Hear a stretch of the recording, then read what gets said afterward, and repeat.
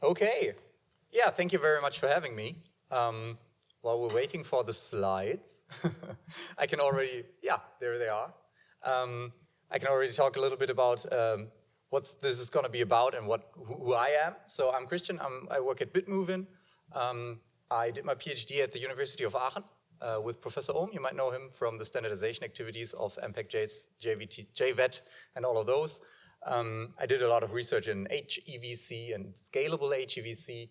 And then afterwards, I joined Bitmovin to further work on video codecs and anything that is coming up. And I'm still in that area. So after this talk, hopefully, you will know and understand what all of these upcoming video codecs from MPEG are about and what they are targeted at and if they might be useful for you. There's already a little error in here. We will come to that. So without further ado, let's dig into the acronyms. So there's VVC, EVC, LCEVC. You already noticed that the video coding world ran out of 3-letter acronyms a while back, and now it's getting to 4 or 5 also for the technologies. It's really confusing. It's getting even longer, and yeah, there's a bunch of those. There's 3 video codecs, all targeted at different different applications, but all are being standardized by MPEG / there's a slight error in here. VVC is actually not a sole activity of MPEG, it's a joint activity. So it's MPEG and ITU, so that's basically why in the end it's going to be named, the official name is ITU H.266, that is not confirmed yet, but that is very likely to be the name, MPEG 1 Part 3 Versatile Video Coding. So that's the acronym. As I said, it's a joint activity, so there's going to be 2 standards basically saying the same. It's the same as H.264 AVC and HEVC, also joint activities. The other codecs are just from MPEG, so there's no other activity going on. These are all parts of MPEG 5. The first one is EVC, which the official name is MPEG 5 Part 1, Essential Video Coding, and the other one is LCEVC, MPEG 5 Part 2, Low Complexity Enhancement Video Coding. They're all, as I said, targeted at different things, and I will talk a little bit about what they're targeted at and what the basic ideas are. Let's start with VVC, the one you might have already heard about. If not the others, then possibly this one. It's basically the successor to HEVC. And yeah, what is it good for? What are the applications? The applications are, versatile. That was where this name came from. So it's basically targeted at a large variety of things. Of course, classical 2D video coding, right? Just plain video on your TV. So application-wise, video on demand stuff, broadcasting, but also low latency scenarios like conferencing. It's also optimized now for screen content. There's also a specific optimization for that in there. So if you're planning to stream computer-generated images, it has some optimizations for that. For HEVC, that used to be in a separate standard. Now it's in the main standard. There's also some optimizations for 360 video. There's also going to be a scalable extension. We've seen those before. And this is definitely the biggest standardization activity in MPEG. There's a ton of companies that participate in this and come together here. So we're talking, per MPEG meeting, we're talking about over 1,500 documents that they go through in 12 days or something. It's completely insane. Then for platforms, this is targeted at basically all platforms, the same as AVC or HEVC, like mobile platforms, set-top boxes, hardware decoding, software decoding, and encoding, all of that. Costly, yes, all of the MPEG codecs will cost money. How much? We don't know yet. The licensing terms are, of course, unknown. You all might know the situation which came up with HEVC a little bit.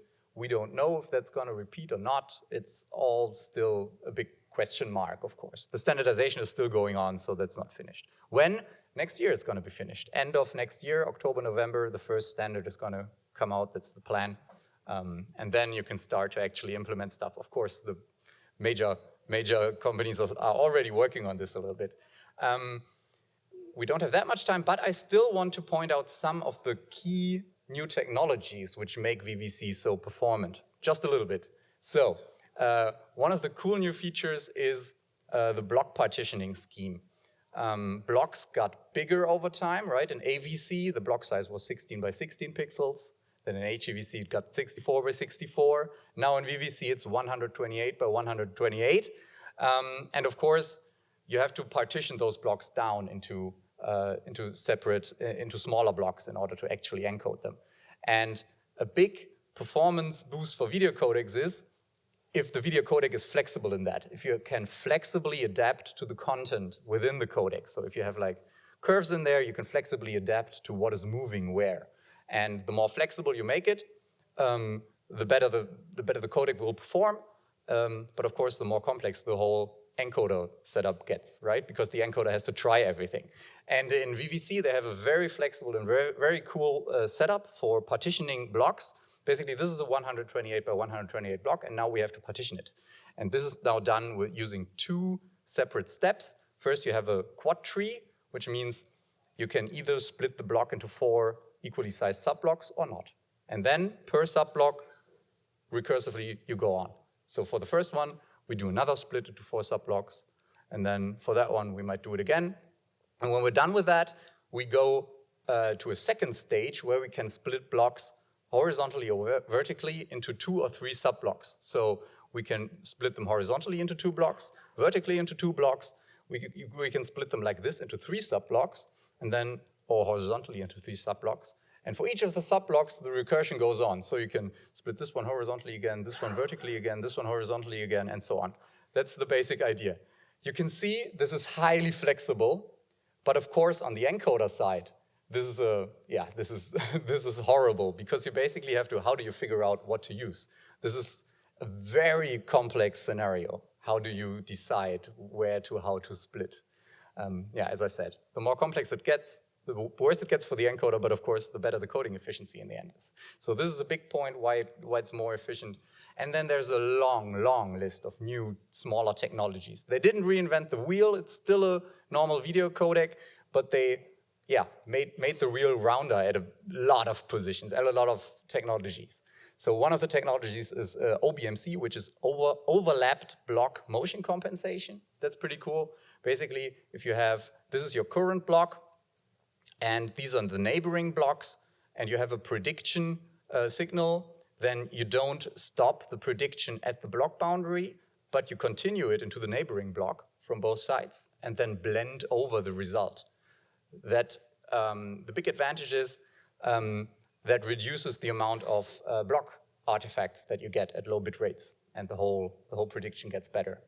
Another technology is triangle prediction, which finally got it into a video codec. Why does a block always have to be rectangular?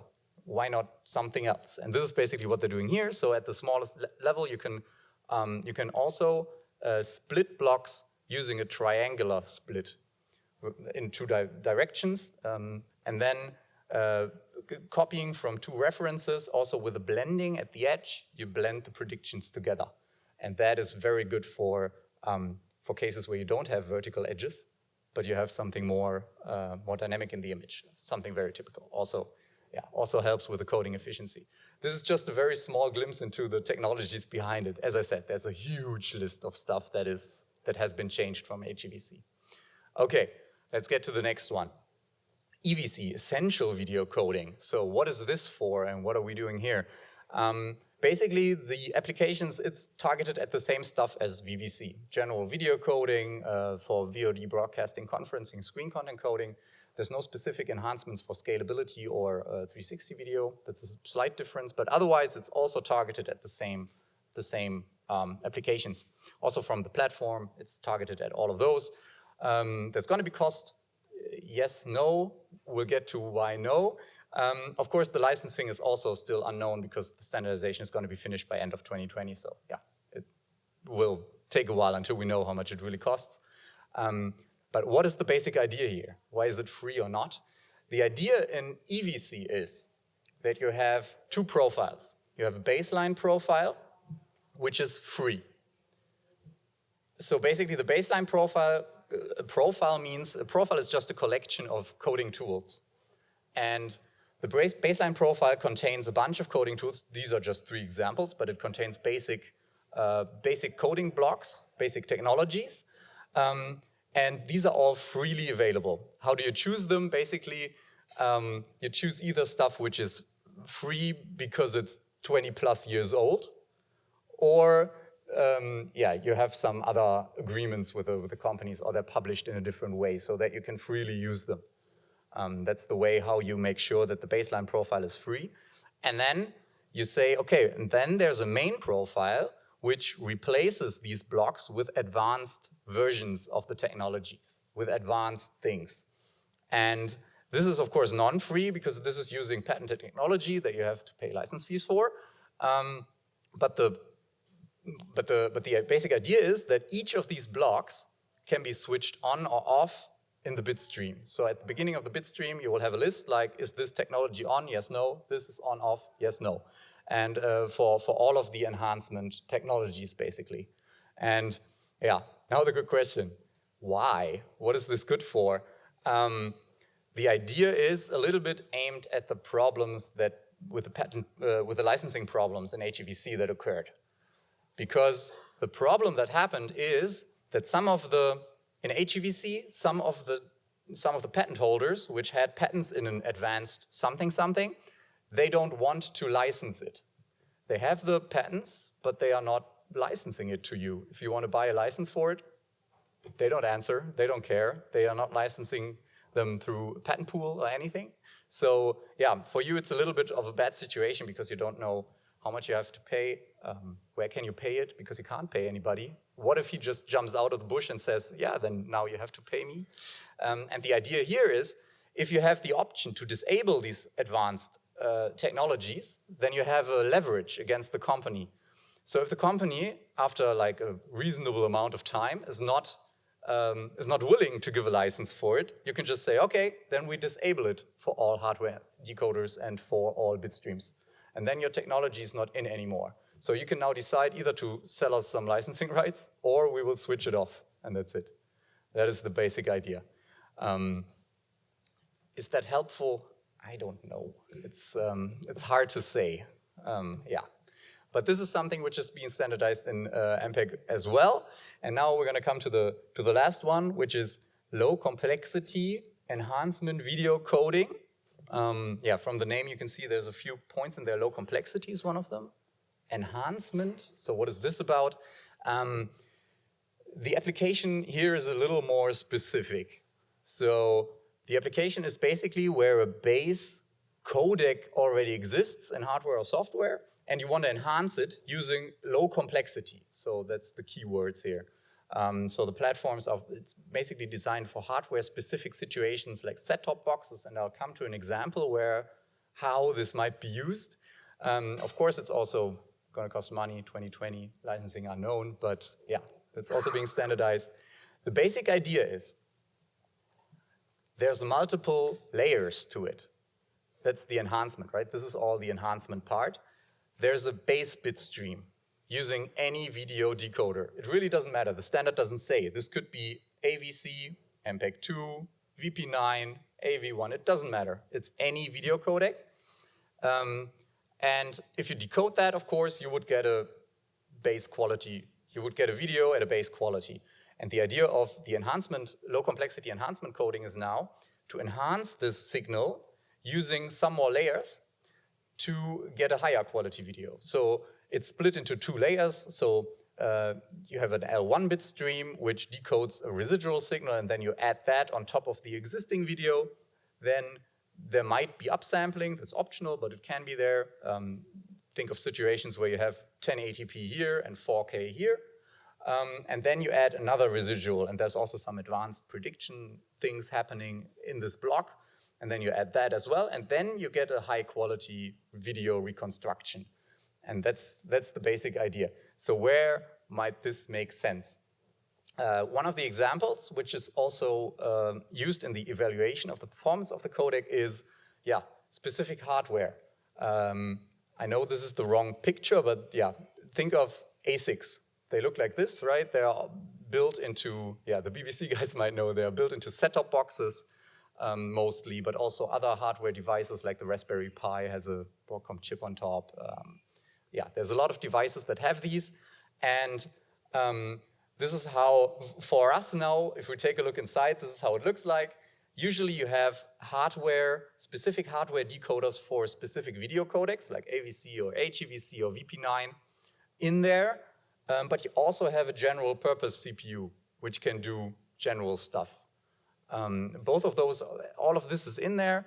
And the idea is now, can you use this low complexity enhancement to leverage both worlds and actually extend the existing chip that you have in your set-top box to output you a higher quality video, although, yeah, it can only really decode the low complexity one. And this is actually one of the chips that they used for the evaluation. So using this chip,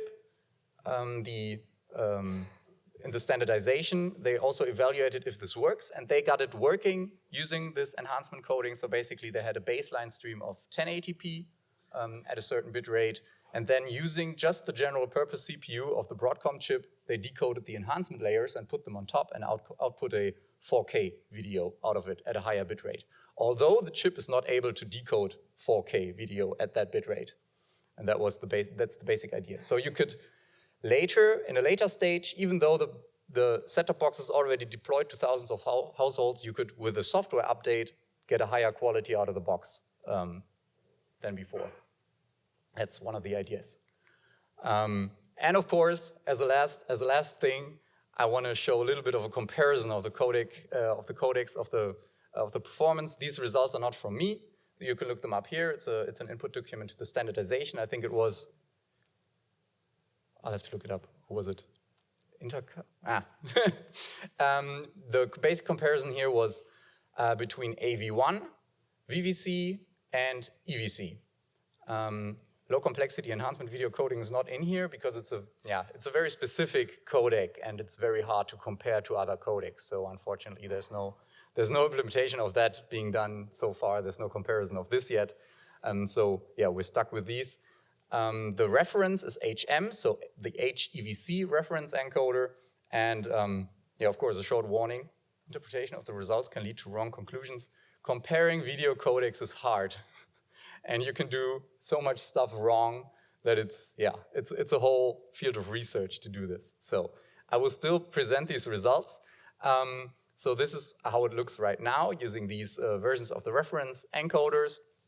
So basically, compared to HEVC, AV1 is 20% better, minus 20% bitrate at the same quality. VVC is at 31%. Of course, this is not done yet, right? This might increase a little bit further. We don't know. I mean, a lot of technologies which is currently being standardized is not in this test model yet, so this could further increase. They are aiming at something like 50%. I don't know if they're going to get there, but maybe like 40-ish, 38-ish. I don't know. We will see end of 2020 where it ends up. And EVC is somewhere here, minus 17% compared to HEVC. That's the main profile, of course. And then there's, of course, encoding time, decoding time. That's also a good, I mean, this is just software decoding and encoding time, so it has to be warning, interpretation of these results. It has to be taken with caution, but basically AV1 compared to HEVC is at a factor of 5. With this profile, VVC is at a factor of 12, so that is definitely complex. EVC is also at a factor of 5-ish. For the decoding times, this is really looking good. It's 2.7, 1.6, 1.6, so you will definitely be able to decode this using software decoders. AV1 can already be decoded at high qualities using software decoders, and this for VVC, that has also been demonstrated already, that you can do software decoding with that, and in hardware, of course, as well. Yeah, but the encoding times, of course, right? It's always a trade-off. How complex do you make the encoder? How much coding performance do you get? That's always the good question. But you can also see, yeah, AV1 got faster a lot. I remember the first numbers we got there was more like a factor of 50. Now it's more like a factor of 5. There are faster things you can do in AV1.